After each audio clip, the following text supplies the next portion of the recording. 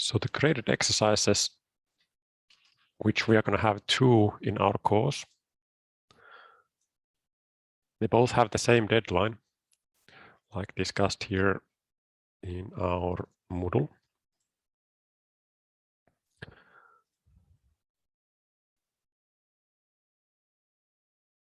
Here. So grading based on two graded home exercises, which are also peer-reviewed.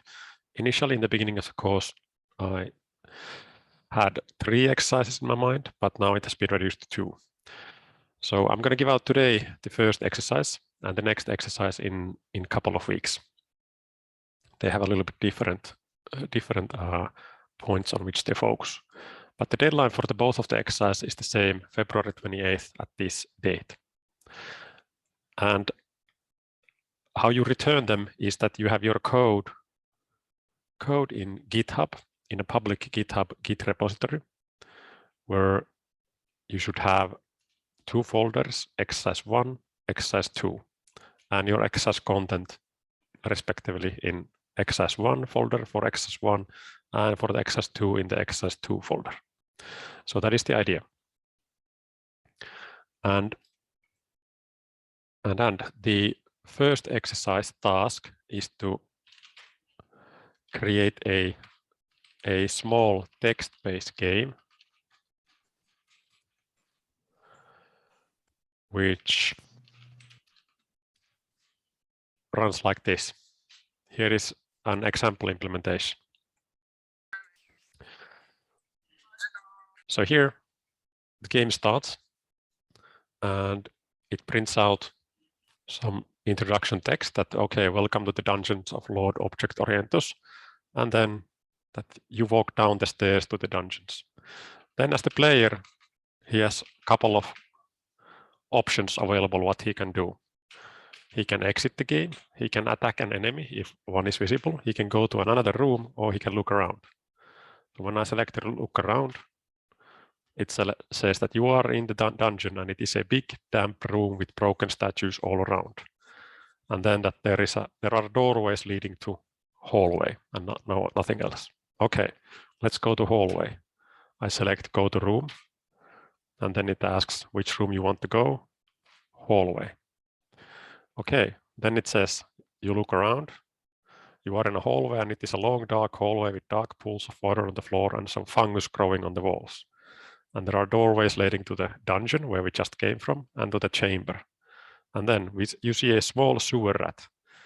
And the small sewer rat attacks with the player with its sharp teeth. And here the attack chance is randomized. In the exercise instruction, there are properties given for these attack chances, and with this whole combat logic that the player has 10 hit points. And then when enemies attack with some attack damage points, then the player hit points are subtracted, and the same thing for the enemies. Okay, so there is now the sewer rat. I can attack the sewer rat. I can choose here attack. It asks which enemy you want to attack. If there would be multiple enemies, I could choose it here. Okay, my attack misses. Let's attack again. And I hit the sewer rat with my sharp sword, and the player damage is 2 points, which is enough to destroy the sewer rat. Okay, let's see, look around. So we are in the some kind of hallway, and we have doorways leading back to the dungeon and chamber. So I can go back to the dungeon, which is where I started. I will get the same information here. I go back to the hallway. The sewer rat is no longer here. It has been destroyed. Now I can go to the chamber. And here in the chamber, I see doorways leading back to hallway and then to some kind of glowing portal, as it says here. Then I see a giant dragon which attacks the player with its sharp claws and fire breath. And oof, it hits the player with 8 points. The player is hit and has 1 hit point remaining. So better escape this situation, and I go to the glowing portal and the game finishes. So creating this kind of game, text-based game, by applying your object-oriented programming skills. That is the purpose of this exercise. I will now demonstrate or show the exercise instructions, which are described here. So indeed, the purpose is to create a text-based game which is executed from the command line. And it is this kind of dungeon adventure game. And the main principle here is that you implement the game by following object-oriented principles, and you should use the class structure of JavaScript, and you should benefit from inheritance. You can implement this kind of game, especially in this kind of very small format where it has only basically 4 rooms and 2 enemies. You can implement it in a totally different way and in a completely fixed way. But here, the idea is that you apply object-oriented programming principles so that the game structure would be flexible. The games would support basically infinite number of these rooms with multiple connections per each room. Here we have only basically a straight line of connections. From dungeon entrance, you can go to the hallway, from hallway to the chamber, and from chamber to the portal. This is a one-directional move. The game ends when you reach the portal. But from hallway, you can go back to the dungeon, and from chamber, you can go back to the hallway. But the idea that from the programming point of view, there could be also different kind of room structure. There could be more rooms, which could be created with ease by utilizing the class structure which you need to create. And you could have also crossroads possibly there. And the same applies with the enemies. There should be possibility of having more enemies than just the 2. So if you implement this exercise so that it does not follow the object-oriented principles, instead that it has been hard-coded to this structure without any reasonable possibility of changing it by applying object-oriented programming principles, then that will not count as a successful exercise implementation and will not merit for 10 points, for the maximum points. So this is the level structure. The game ends here, starts here on the dungeon entrance. You can go to the hallway, you can go back. From hallway, you can move to the chamber and back. And from chamber, you can also go to the portal, which is the end of the game. The player should be an object based on a class. The player should have these capabilities: move between room, look around, to see the doorways to the other rooms, and to see the enemies in the room. And it should have the possibility to attack the enemy in the room. Player properties: there should be 10 hit points, 2 attack damage points, and 75% chance of attack hits. So when a player attacks the enemies, each attack should have 75% of scoring a hit. When there is a hit, player damage points are applied to the enemy, and if the enemy hit points go to 0 or below, the enemy is destroyed. As you saw, the enemy should have 2 enemies, a sewer rat, which is in the hallway, and the logic works so that when the player enters the room, the sewer rat attacks, and if the player looks around, the sewer rat attacks. Here are the sewer rat properties. Then there is the giant dragon, which should be located in the chamber room. The enemy should attack a player which enters the room and when the player looks around. Then the dragon hit points are 4, and it has 8 attack points and 90% of chance of attack hits. And the combat mechanics are described here. So when the player or enemy attacks, the attack success chance should be based on the chance of attack hits property. So meaning this. So the giant dragon should have 90% chance of in successful attack. If the attack hits, then the attack damage points should be subtracted from the target hit point value. If the hit points go to 0 or below, the target is destroyed.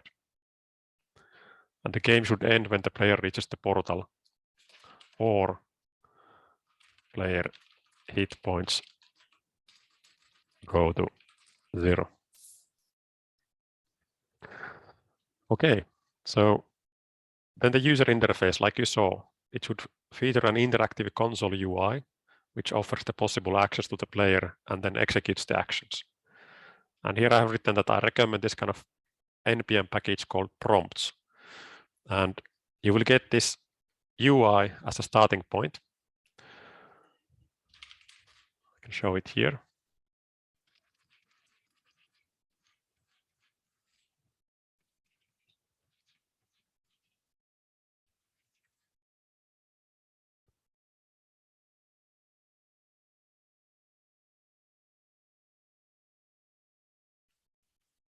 Okay.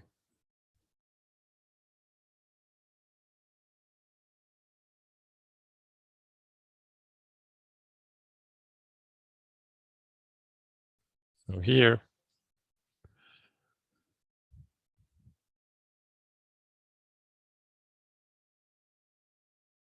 is the starting point code what you'll get. The instructions how to get this will be there in the Texas instructions. So basically here is a ready to go functionality for the game loop, and what this game loop does is that it runs the game in an basically infinite loop as long as it takes as the player exits the game, and then it offers the possible action choices what the player can do. So when I start this game,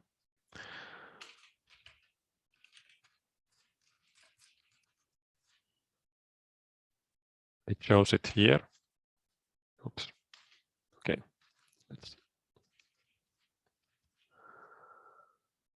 Why can't I exit in this terminal? Okay, let's change it here.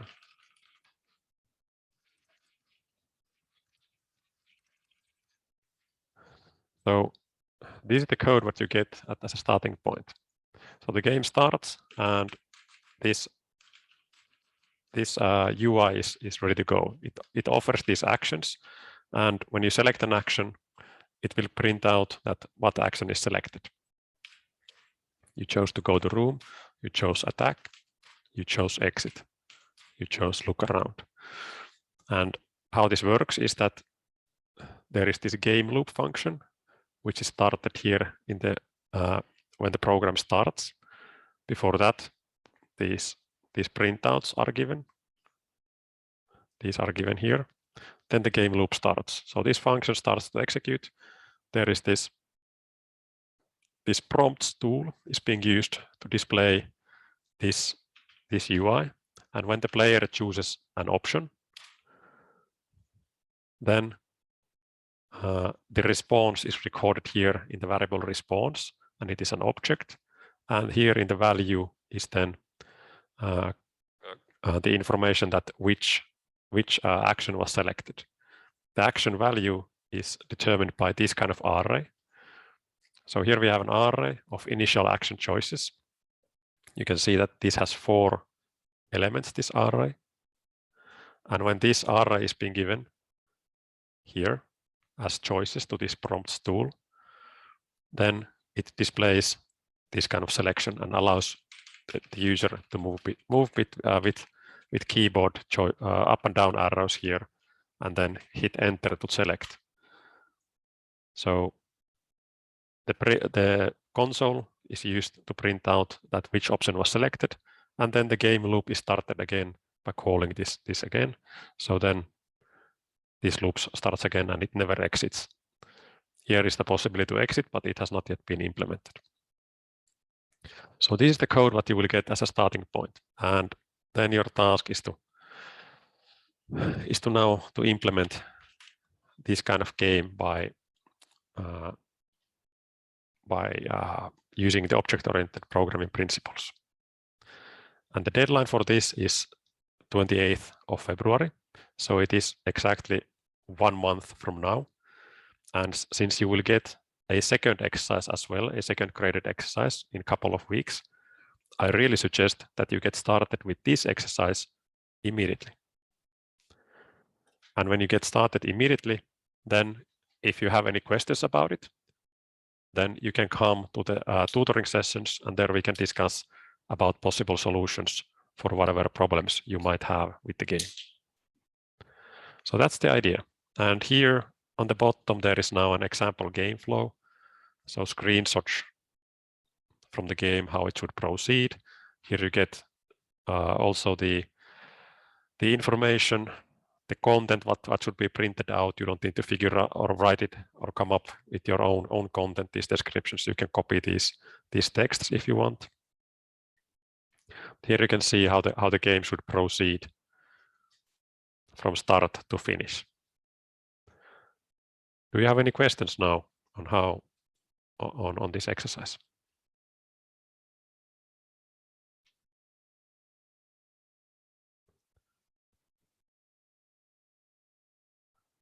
So far in our exercises, we have been mostly printing out.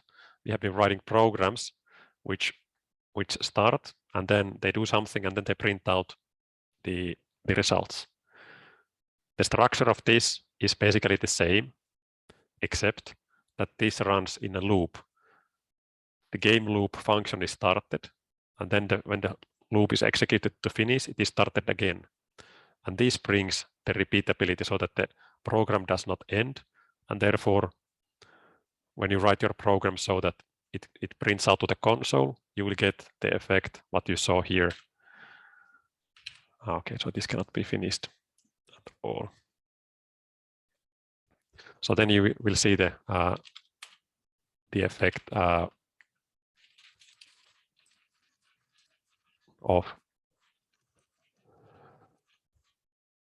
this, that the player can keep on playing the game, and when he switches to the like so every time when I select one option, the game loop function is executed, and then based on the situation, there are these printouts.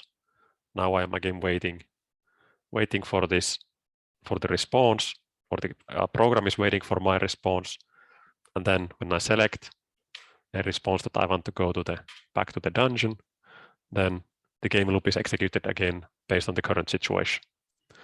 So you must define the classes to represent the game objects. Then you must create the game objects to keep track of the game state, and then modify the game state based on the options what the player selects. And notice here that when I select, for example, this go to room, there is a new question that to which room you want to go. So there is the possibility of having multiple rooms, like here. So this question of that to which room you want to go, and then these options, they are created exactly like this, just by having different possibilities here given to the choices.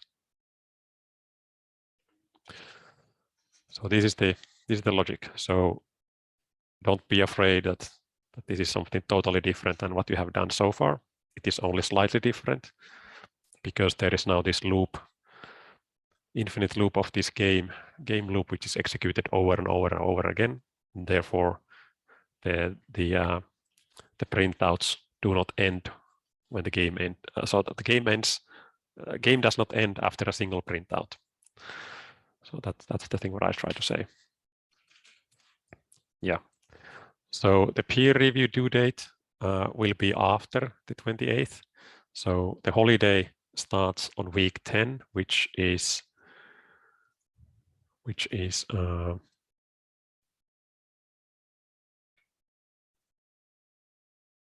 no, sorry, the holiday is week 11. Okay, let me check let's confirm that the dates are correct. So yeah, so March 7th, so the holiday is actually week 11. Yeah, so the March 7th is the starting of the holiday week. So our deadline is 1 week before this. This is a Monday. So you will have two full days of doing the peer review.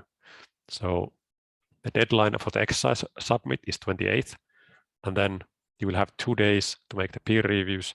Therefore, the deadlines for peer reviews are March 2nd. So this is the holiday date. It's indeed week 11 and not week 10, like it's normal.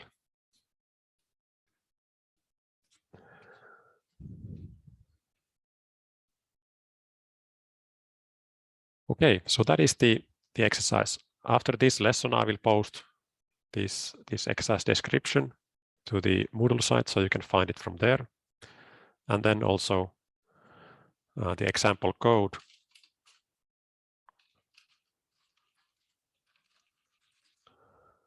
Example code will be, I can add it now here. Oops, now I did it incorrect. Okay, I will do it later. I should have added git ignore, not to add these node modules. Yeah, I will revert this later on. Okay. There is a question that is there a standard guide? I don't understand what does this standard guide mean? So can you clarify your question?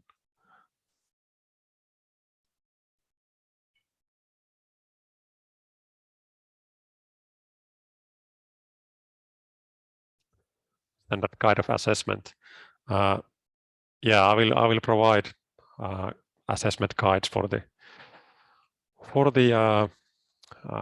peer review, but the logic goes so that if the whole game is completed, then there will be maximum points.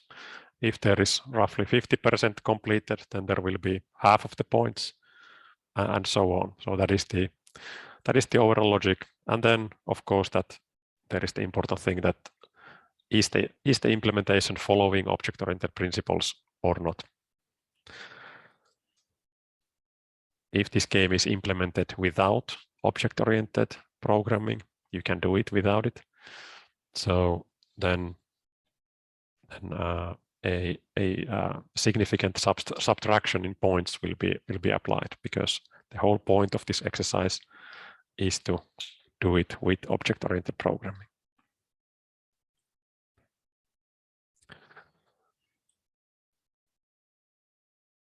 All right, so let's talk about something known as functional programming.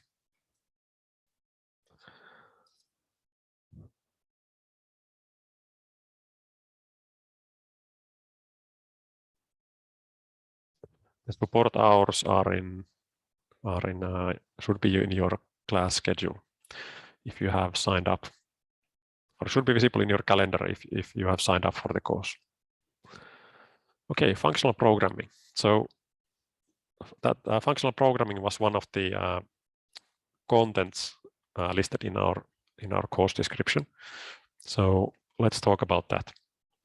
So there are multiple different programming paradigms, or actually not multiple, but two main paradigms of how computers are programmed. There is something known as imperative programming, and this is the kind of programming what you are now most likely familiar with, since that is the kind of programming what has been taught to you.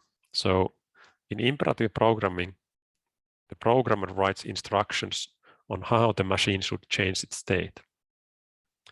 And this imperative programming has two subtypes called procedural programming and object-oriented programming.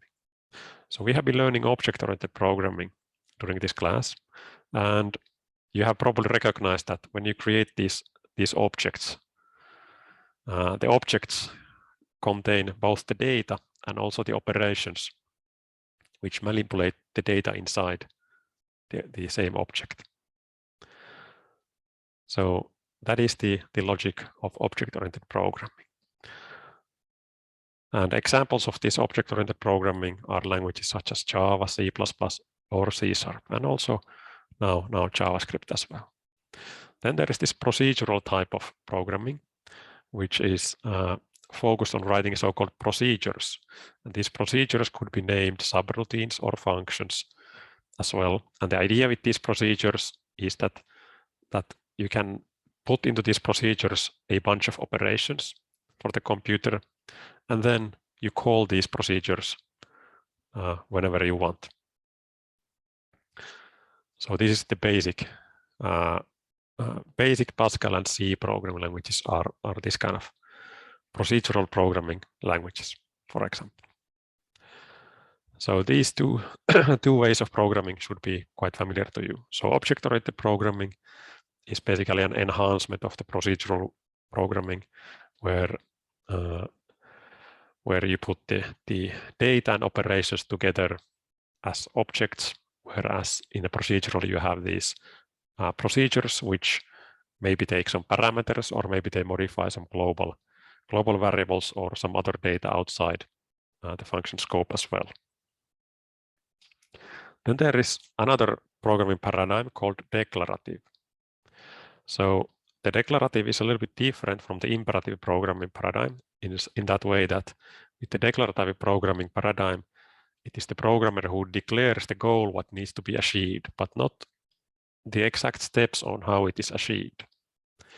So in the ideal world, in the declarative programming, for example, there is typically no need for control statements such as if, else, or for loops. All those are dispensed with. They belong to the imperative programming. And here in the declarative programming, there are also a couple of subtypes called functional programming, which we are going to be learning. And here in this functional programming, the programs are made up of functions, and each function should be pure. Pure function means that every time when the function is called, it will produce identical output without any side effects, such as writing to the file system or something like this. So pure functions, and then the idea is that you can compose these functions. You chain these functions together. Every function will take some input values. They will return some output values. And you can chain these functions together so that new functions are operating on the return values of the other functions. And examples of these kind of languages are Haskell and Clojure. These are purely languages designed for functional programming. You can also do functional programming with JavaScript, like we are going to be doing, at least in a small manner.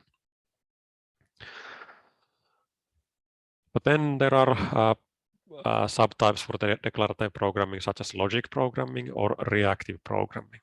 So logic programming is that there is some mathematical formal logic which is used to express relations between information.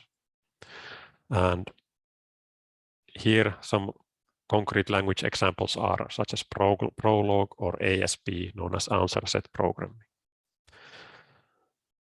Then there is something known as reactive programming, which means that in reactive programming, the program code is given instructions on how to react with some kind of data. This is typically worked with some kind of data streams where data is coming in constantly. And with reactive programming, you instruct to the computer or to the machine that how the machine should react to this stream of data. So you don't give exact instructions that, like you would do with the imperative programming, that where to store this data and then to which variables and what to do with them. Instead, you declare rules that what should be applied to the incoming data which is coming from the stream. And here there is, for example, a reactive X framework which can achieve this, and that is available for multiple languages.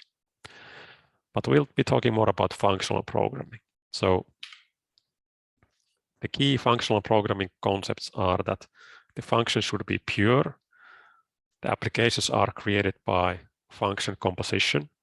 And when you are doing functional programming, you are avoiding shared state, you are avoiding state mutation, and you are avoiding any kind of side effects inside the function.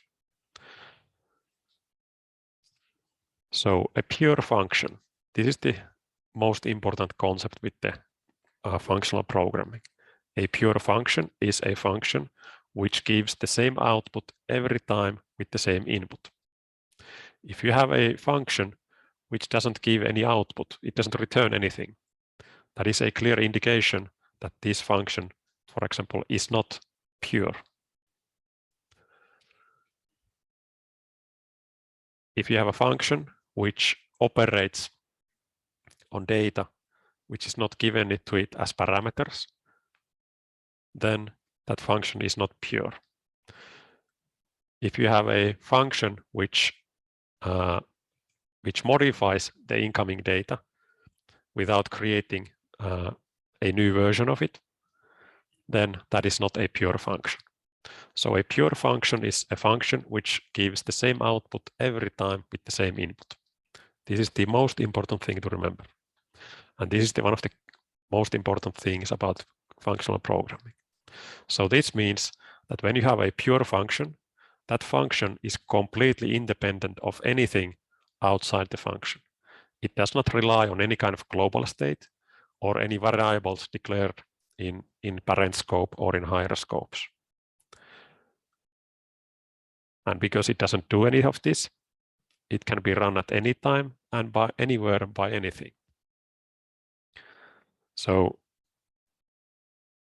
this is the concept of a pure function. Here on the right side of the screen, you can see a couple of small code snippets. On the above, here, there is an array of numbers being initialized as values. Then the min method from the math object is being called, and the values is being given there as parameter. The min method will return the minimum value from the given array. What do you think? Is this min now a pure function?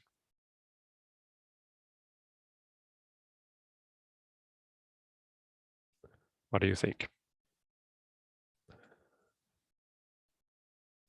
A pure function is a function which always gives the same output with the same input, and it does not rely on anything outside the function implementation.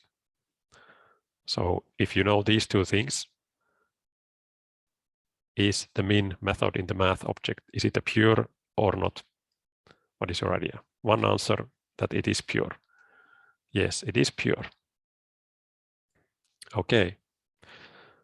Then the second example here, we have the splice method from an array. You know the splice method from the array. The purpose of the splice is that it modifies the array so that you can remove elements from it. So if we execute this code that we have the values array initialized with these numbers, and then we call values splice 2 and 1 parameters. And what this will achieve is that it will take the element with index 2, so basically this number 394, and then starting from that index, it will remove one element. So is this now a pure function or not? No, it is not a pure function because it is modifying the array which is declared outside of the function. So I hope that with these two examples, you remember that what is the meaning of pure function and what is the meaning of impure function. And the benefit of this pure function is that it is very easy to test because you can give the input by the test input to the function, and then you can validate the operation of the function by checking whatever it returns.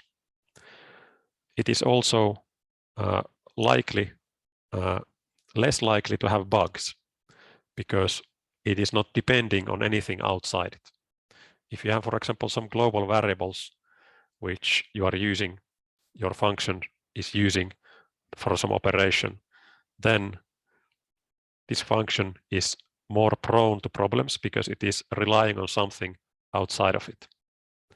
And it is not easily reusable because whenever the function is used, those global variables, whatever they might be, they must be also initialized in correct manner. Okay, so a couple of exercises for you to do. I will show here.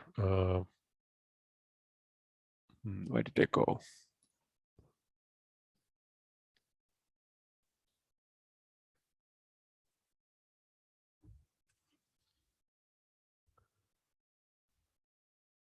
Here.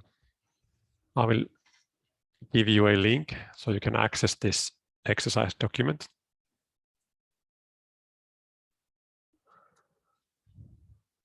If I can get the link from behind the Zoom windows. Okay, here. So there in the chat, you have now a link to the exercise document. Now the idea is that you would do exercises 1 to 3. So these 3 first exercises. They should be within your skill level once you realize that what is a pure function and what is it not. Here in the exercise 1, so you have here an example code. So we have an array of users. The users is an array of objects. Each object have property name and age.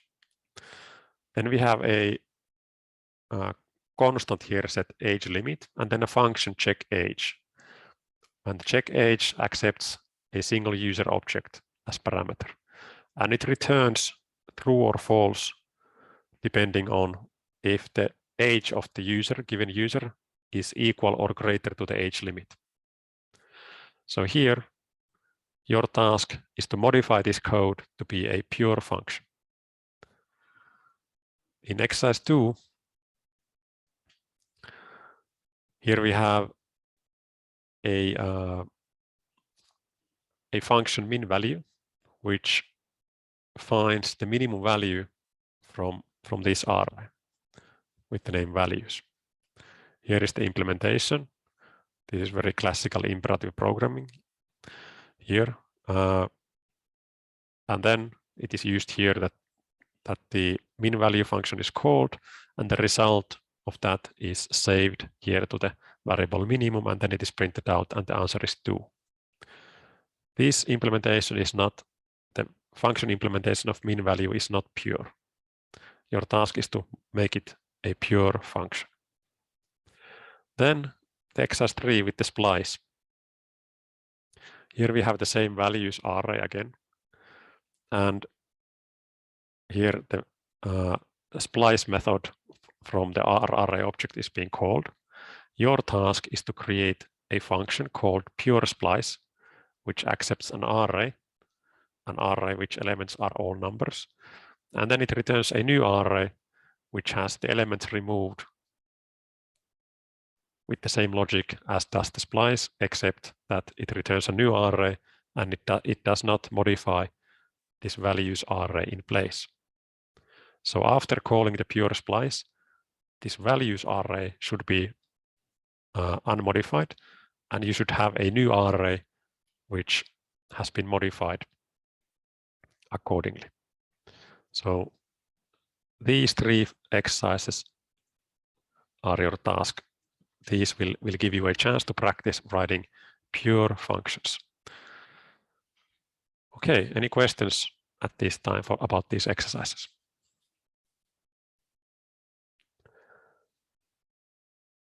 If not, what do you estimate for a good exercise time? 3 exercises, maybe 10 minutes per each. Would 30 minutes be okay?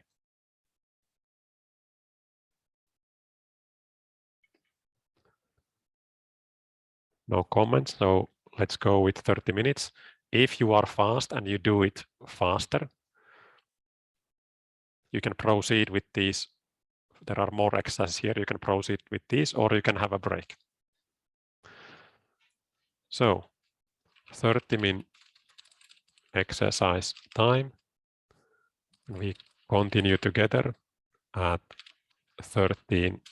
Okay, let's make it 13:15. So it's a little more than 30 minutes. You have the link there to this document. I will leave this slide here I will pause the screen share so you can check out the pure function logic. And you have access to the exercise instruction. So exercises 1 to 3.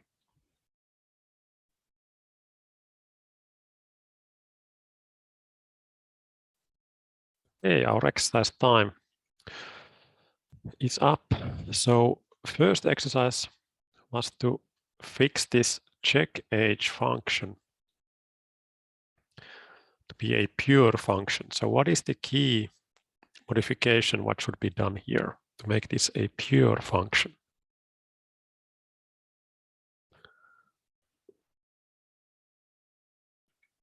Does anyone have any ideas?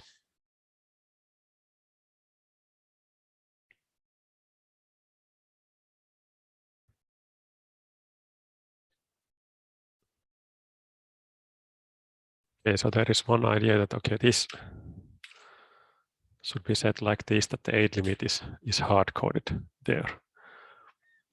Yeah, this would work. So then it will always work with the same.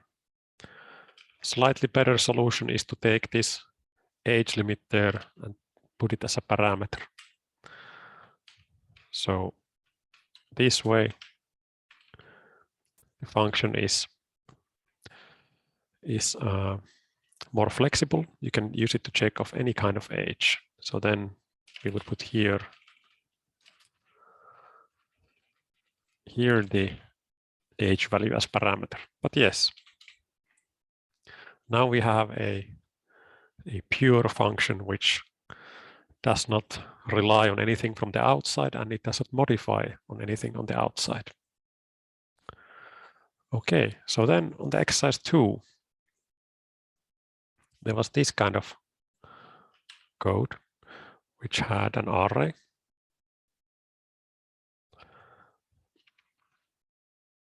Had an array of data, and then the idea was to check or get the minimum value here. So here,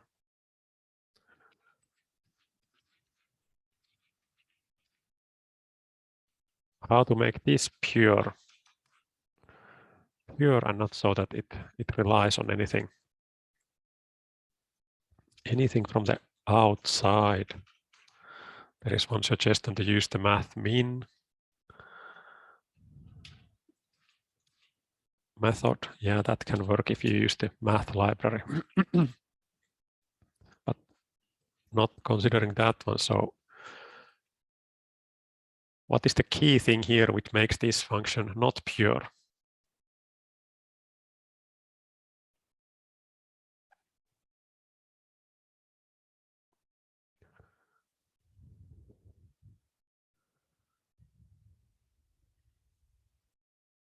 There is one answer that this is depending on null. Well, that is not what I was looking for. Any other ideas?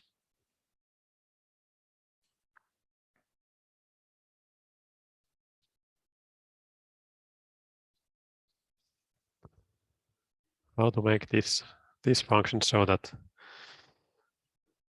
it would not depend on anything outside of it, but it would work the same. It would return the same value when given the same input. So here the first problem is that this function doesn't take any input. Yeah, actually I think I had the return statement there deleted by accident.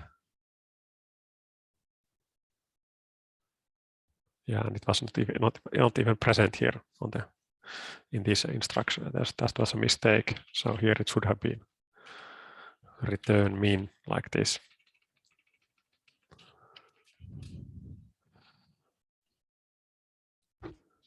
So here the key thing was so that this should take the values to inspect, it should take them as parameters.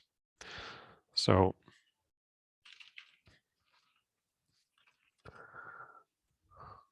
here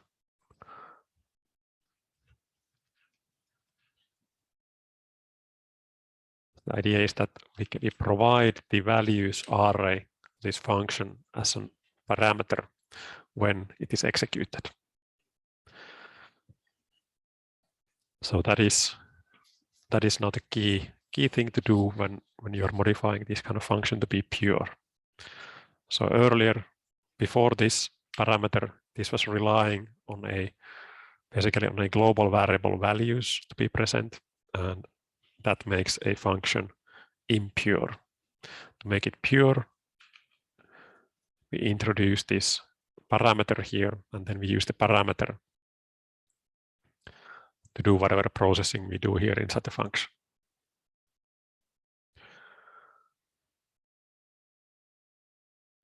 Okay, so then exercise 3, the splice. Did anyone manage to do this and get it working? And how was the 30-minute time? Was it enough for these 3 exercises?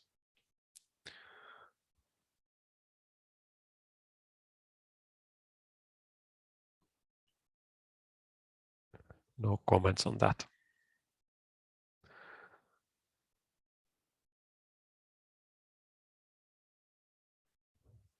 So the purpose here was to create a function called pure splice, which accepts an array, and with this situation that all elements are numbers, and so that it returns a new array with elements removed in a similar fashion as in regular splice. So the idea was that this is then the starting index, and here is that how many should be removed. So there are many ways how you can implement this.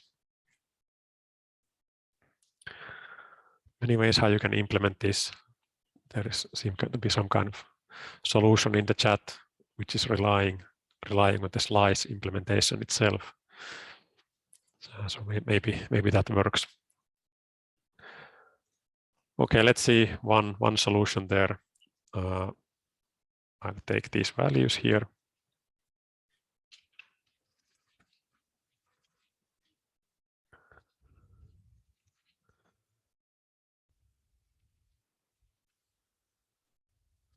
So the idea was to create a pure slice function like this, and then so that it could work in similar fashion. Okay, here is maybe a little bit misleading this, that the idea is that this would take the same parameters, but to make it pure, it should also take the array itself as parameter.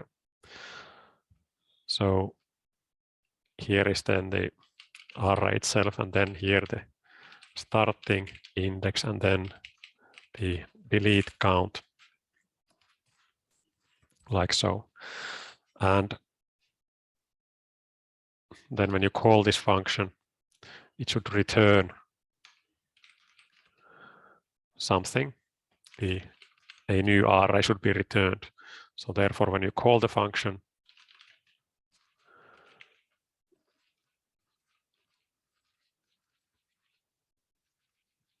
and then, for example, 2 and 1. So these values array should stay unmodified, and then here the resulting new array should have the contents of this values array, except that the second element with the third element with the index 2 has been removed, or any elements after that, as many as indicated by this one. So the key thing here to realize is that you cannot modify this values array. That is one of the requirements of a pure function. You cannot go on and modify this one. You must return a new array. So if you must return a new array, then let's declare it here. Okay, we have a totally new array, and then we can think about that. Okay, how do we modify our array? So we could do here some kind of for loop where we loop over these elements one by one, and then we check that if we are there in the starting index, and we think the starting index plus delete count, then we do not add it here to the new array. Or we could do it so that we do a straight copy of the array here in the beginning, and then we use the existing slice method there for that. Maybe I will show a couple those both solutions. So if we would go with the for loop thing, so I would go here array length, and then this is now the new array. So now I would check that if the I, meaning the index what we are growing, if the index is now basically equal to the starting index. Here we can make something like equal or let's say bigger than starting index, and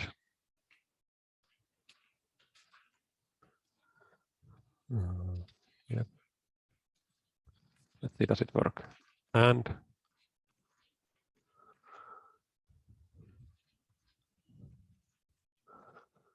the index is smaller or equal than starting index plus delete count. I think now we are making the comparison.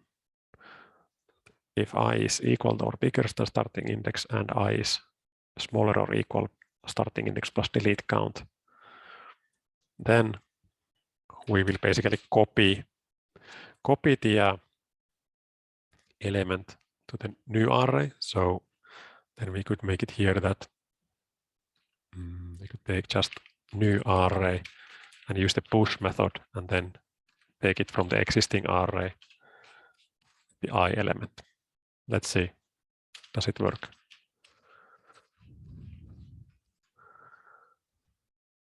Does it work or not? I don't know.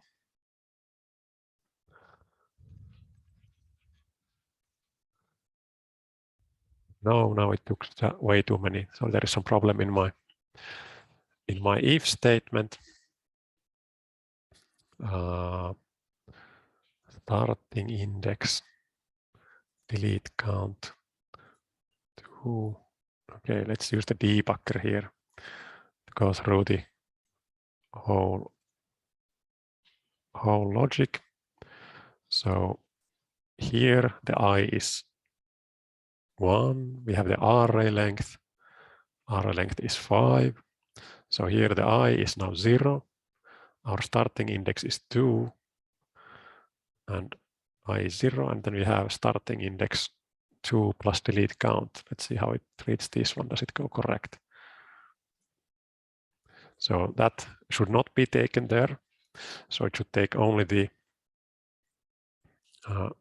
okay, sorry. Now I noticed my mistake. It is working exactly the vice versa. So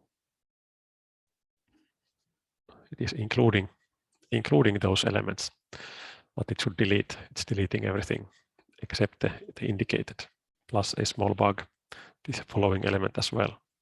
So if the I is smaller than the starting index and I is bigger than starting index plus delete count, let's see.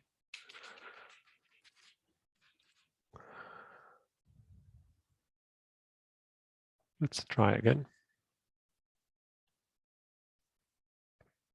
Okay, so now I is 0, starting index is 2. Okay, so we should now take this current element for us. So 5 should be present there. No, it doesn't take it. Now I think the problem is here that we have this condition as well. So it cannot work. It must be an OR statement.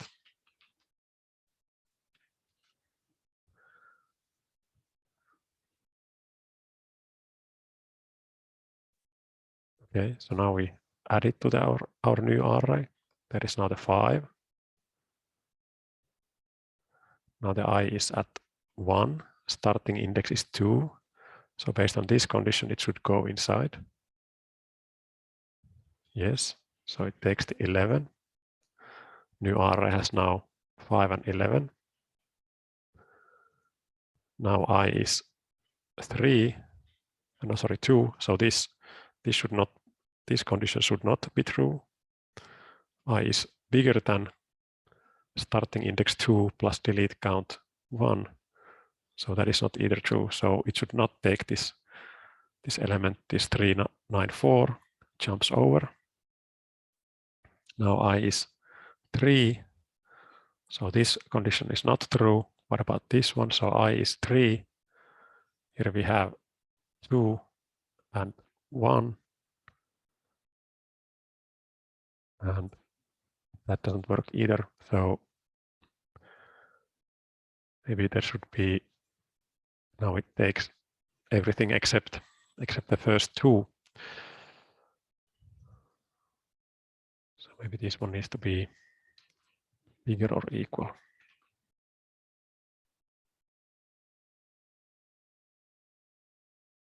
Yeah, so now it seems to be working. So this is one of the possible solutions. Let's see, does it work with the number 2? So it should not include these 2. So there should be 5, 11, 5, 7, 6. Yeah, 5, 11, 5, 7, 6. Okay, so this is one possible solution. Or another solution is that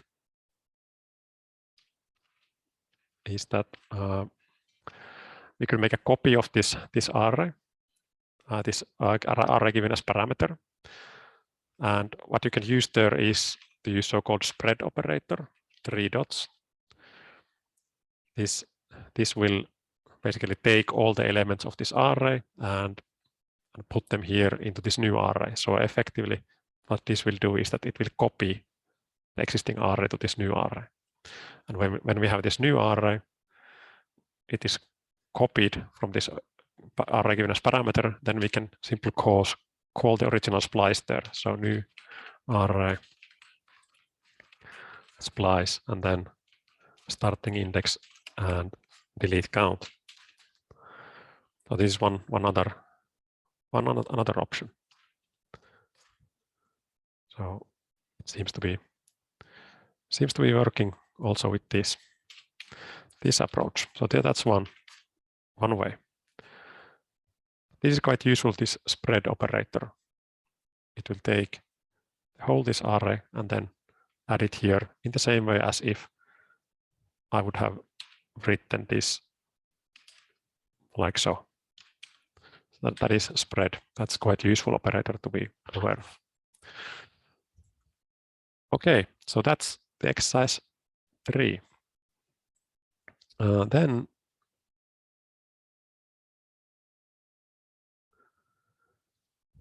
about this functional programming.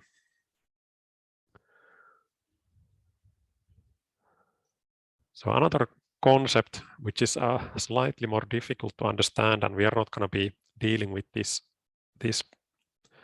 at all in this course. I think it is beyond the level of first-year students.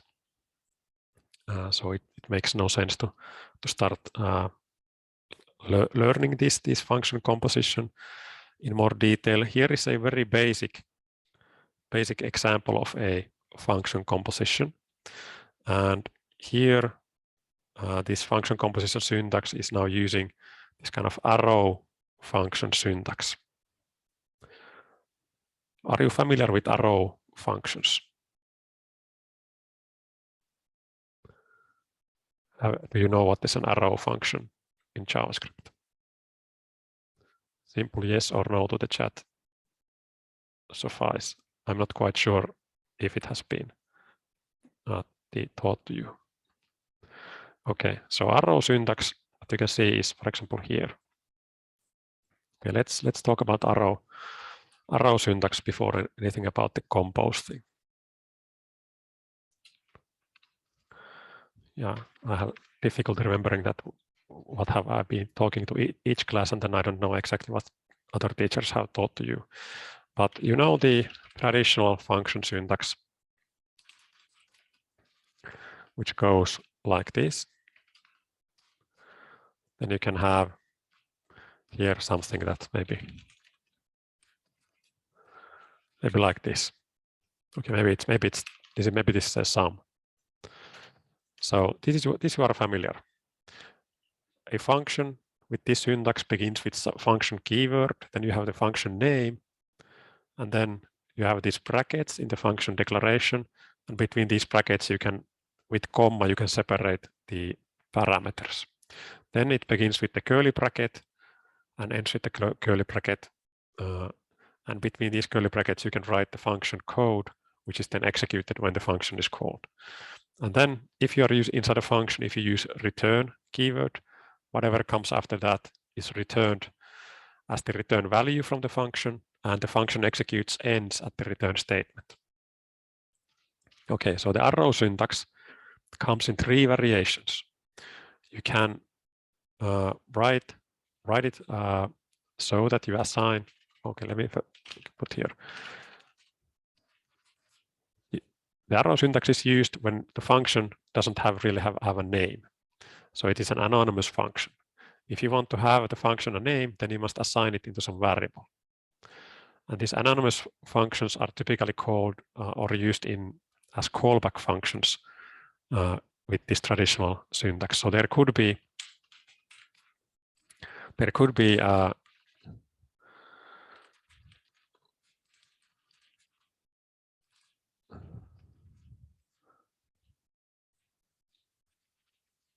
like this. So then if I call this callback example, and I would give here a function to execute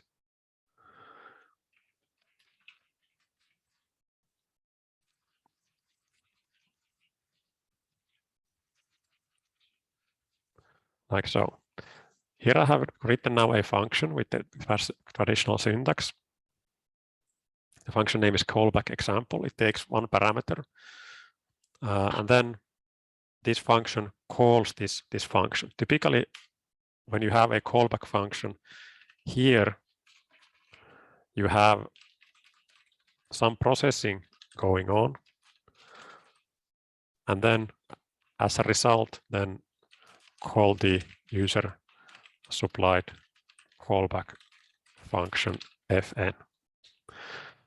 So typically a function which uses callback functions goes like this. It does something actually itself, and then at some point it calls the user supplied callback function for some reason.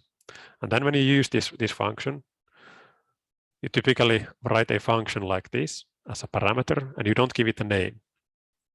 So this is an anonymous function. As you can see, it doesn't have a name here. I am 100% sure that you have seen these kind of functions previously. Okay, an arrow function is basically an anonymous function. If you want to give it a name, you must declare a variable, and then you assign the arrow function there. The arrow function has a special syntax, and it does not require you to write this function keyword. What it requires is that, in the same way what you would do with anonymous function here, is that you declare the parameters what the function can accept. And you declare the parameters here, for example, like this, a, b,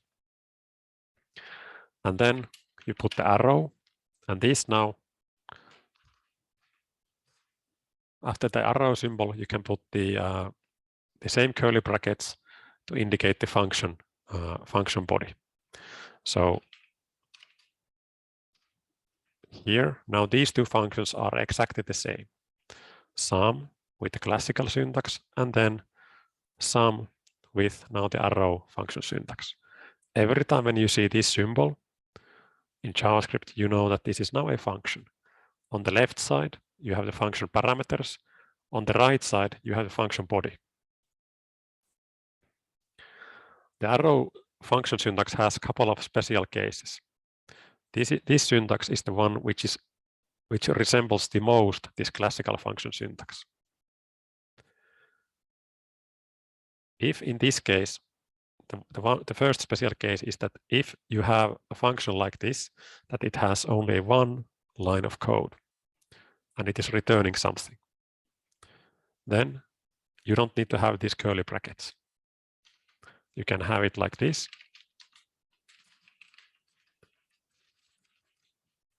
AB, and then simple A plus B.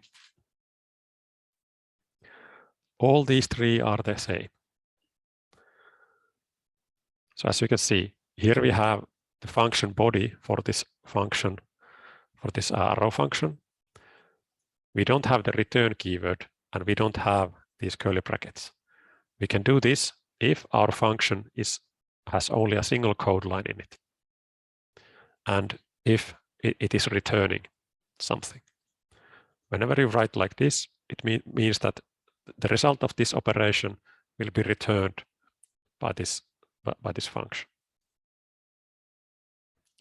Then, if you would have, for example, a function like this, for example, sum plus 2.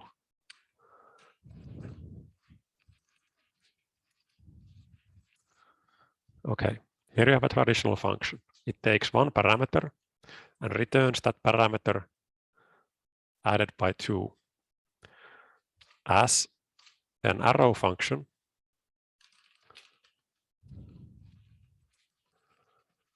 you could write it like so. This and this are totally the same. The difference between this and this here is that, as you can see, now we have only a single parameter. We don't need to have these brackets here. If your function has multiple parameters, then you must close those parameters with these regular brackets. If your function has only a single parameter, you don't need to have the brackets here. You can have them, but it is not necessary. So this makes super short function syntax what you can write.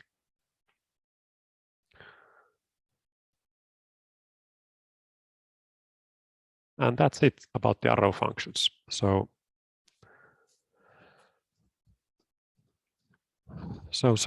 from the syntax point of view, so this and this are the same.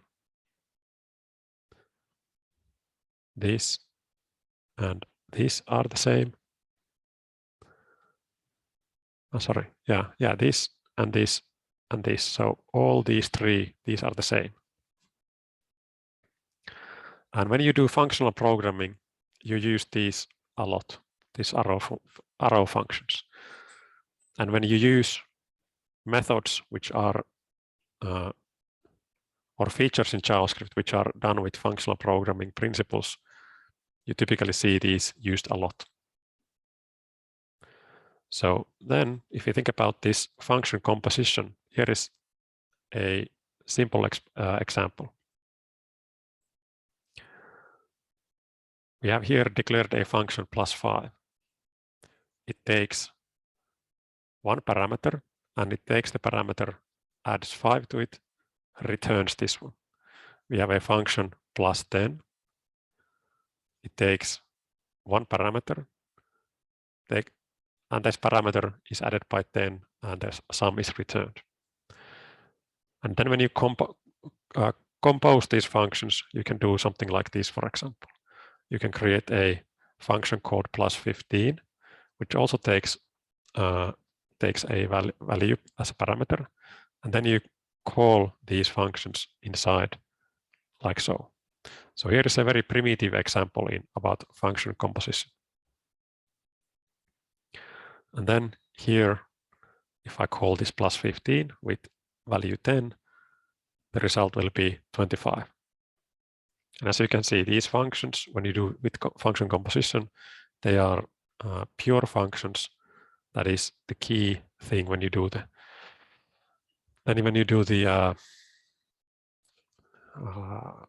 composition, that they must be pure functions. There is a question that if arrow function is parameter or main function, does it mean recursion? No. So here is an example. This is now a higher order function. Last time we discussed about a function which returns a function. We had this about this closure. Here we had the multiplier, which had the function multiplier, which returns a function. Here it is an anonymous function, and this function does some computation. Here we have the same situation. This plusser is now a function which returns a function. Here it gets a little bit tricky to read, especially if you're a little bit unsure about the arrow function syntax. But you can see we have two functions, two arrow symbols here.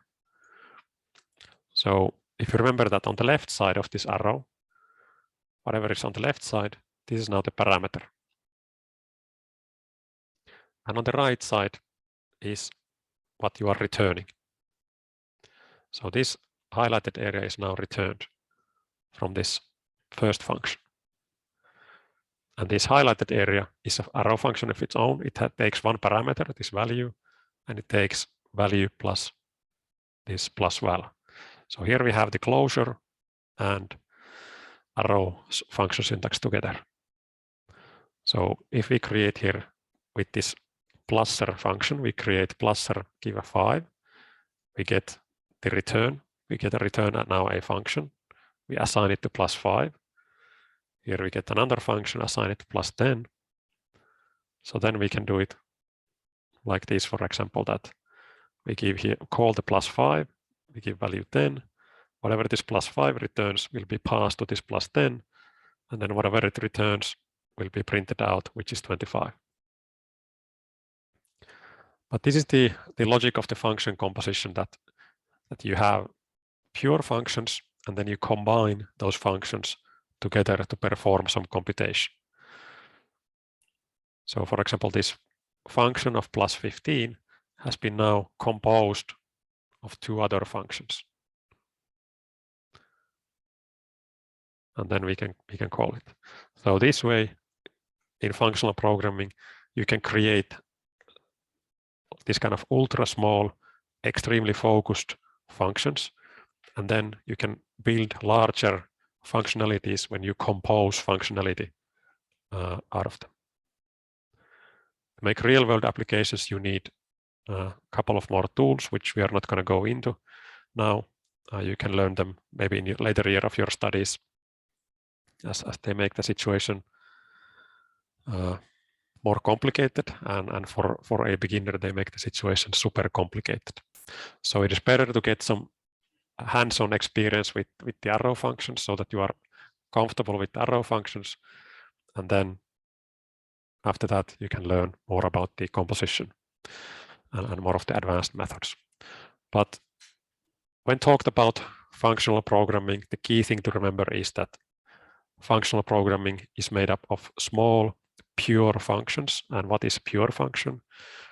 And then you compose the applications with those small functions. And we have a guest lesson coming in. It's in February. It was in, let's say, what was the date? It is on February 23rd. It should be visible in your calendar. February 23rd at 12 o'clock. At the same time, we have this lesson going on. So we have a guest speaker coming from Solita, a Finnish IT company. And the topic there is traditional programming languages versus functional programming. And at Solita, they are doing quite a lot of work with the Clojure programming language, which is a functional programming language. So please join then that guest lesson and learn more about how functional programming is used at real-world situations. But now our functional programming studies proceed into three extremely useful methods what are already available in JavaScript in the array. That is, those three are called map, filter, and reduce. Have you heard about any of these ever?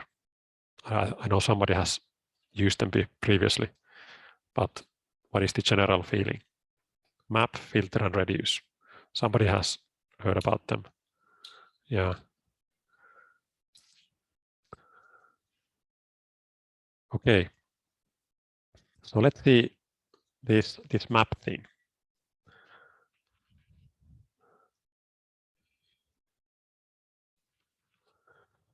So I will take this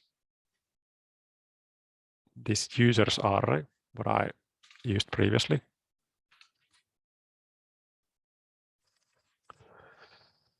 Here. And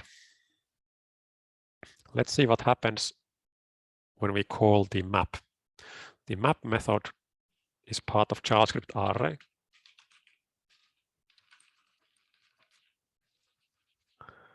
And you execute it from the array object. So here is this one. I will give it here to the chat so you can open it.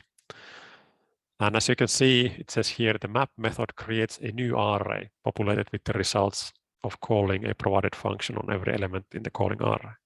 But in any case, it creates a new array, so it doesn't modify the existing array. So map is a pure method.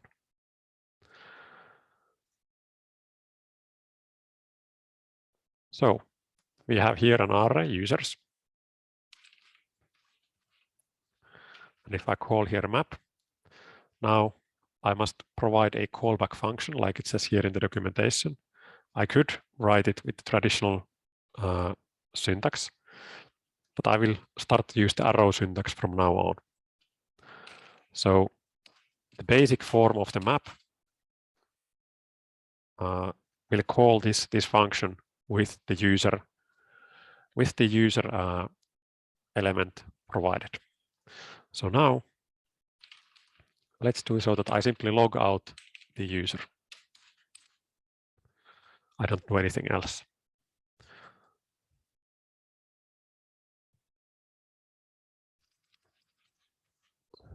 You can see it prints out one by one these. If I add some more here,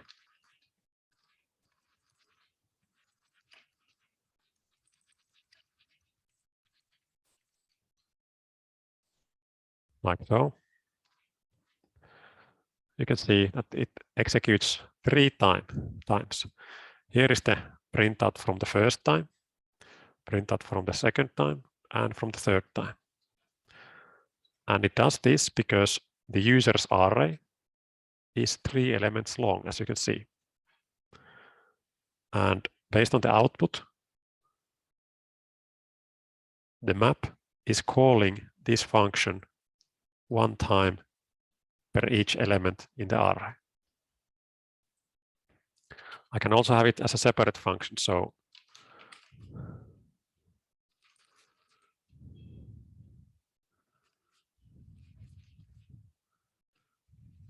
like this.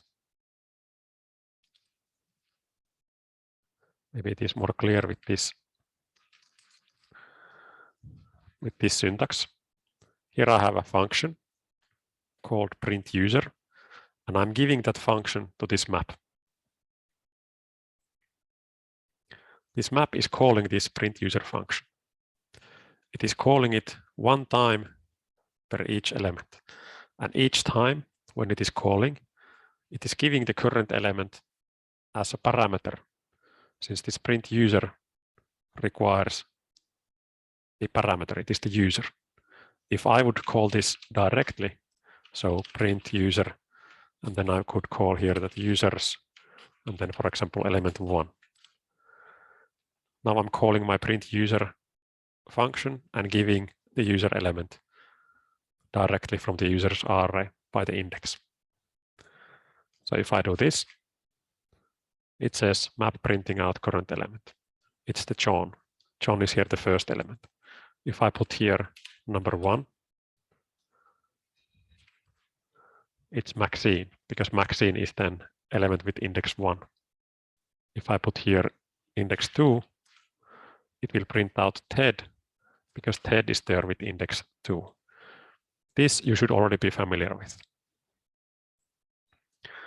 Okay, so now if I give this print user function for the map to use, the map will call the function just like I did here manually.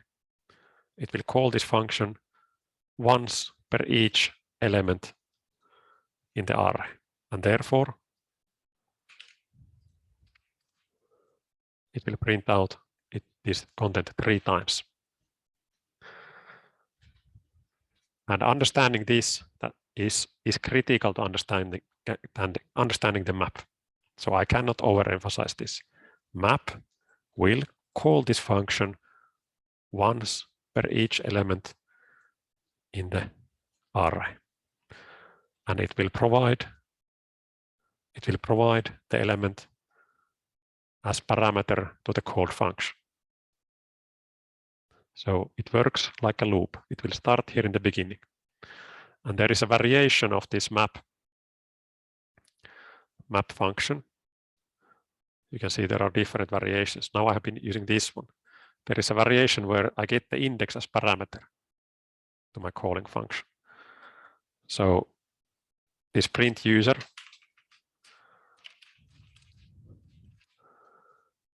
current element at index like this. So if I would use this print user manually, I would put here the index number 2. So I'm giving the object from my array with index 2, and I'm giving the index 2 as also as information that was used for this element. So print user works like this. When I do it manually, it will give that map printing out current element at index 2. Well, it's not map because I'm calling it manually. Now, if I do it like this, that now the map is actually calling it. You can see now it's working. Map printing out current element at index 0, index 1, and index 2. So it is working exactly like loop, but much, much shorter. Okay, but this map is not used to do this kind of looping operations typically, to print out something. It is used to convert this array into something new. That is the main purpose of the map. You map the data into something else. That is what map is used for. Therefore,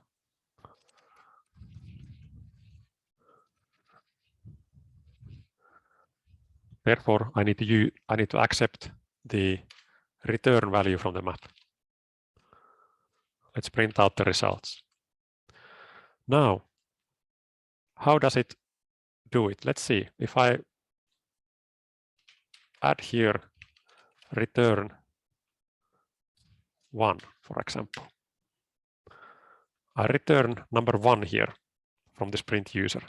Map is calling this print user once per each element. And once per each element, I will be returning 1. Let's see what is the results.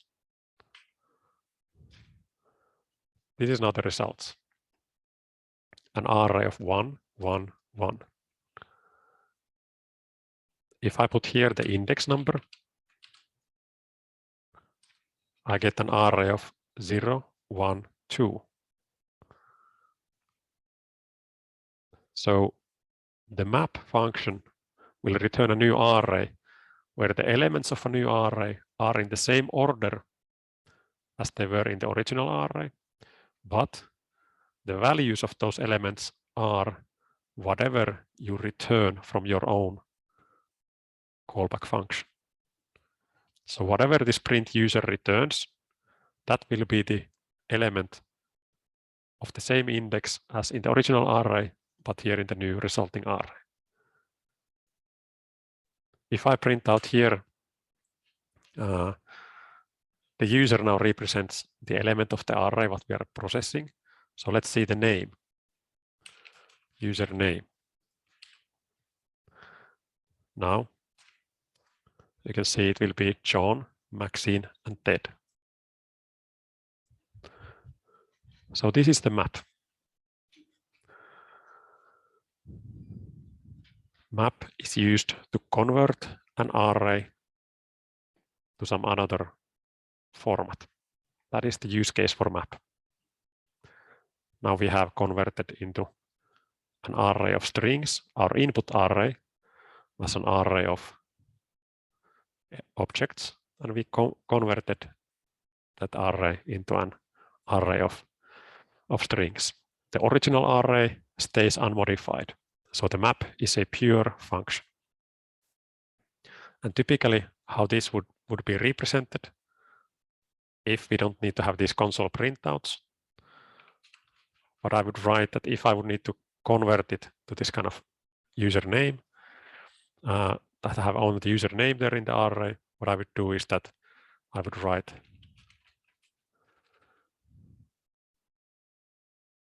users map name.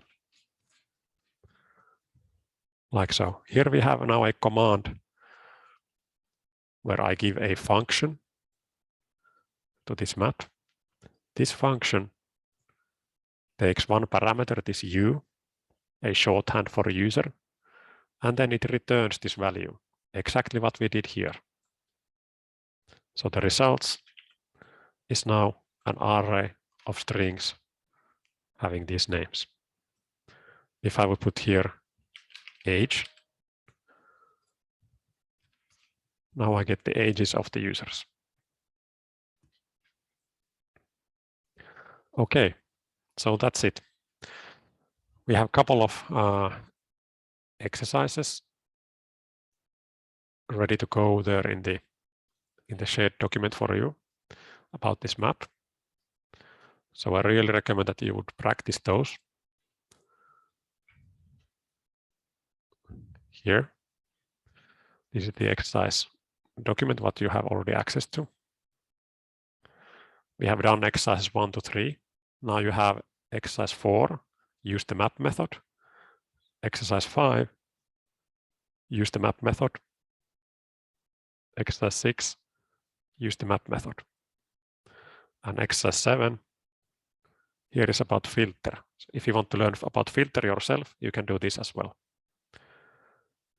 But now your tasks for homework is to do at least exercises 4, 5, and 6. And learn this map thing yourself. Mastering the map is really, really important for your future studies. You will encounter many, many times in the future. So it is good time to learn the basics of the map now. And using the map is also super useful then in the graded exercise as well.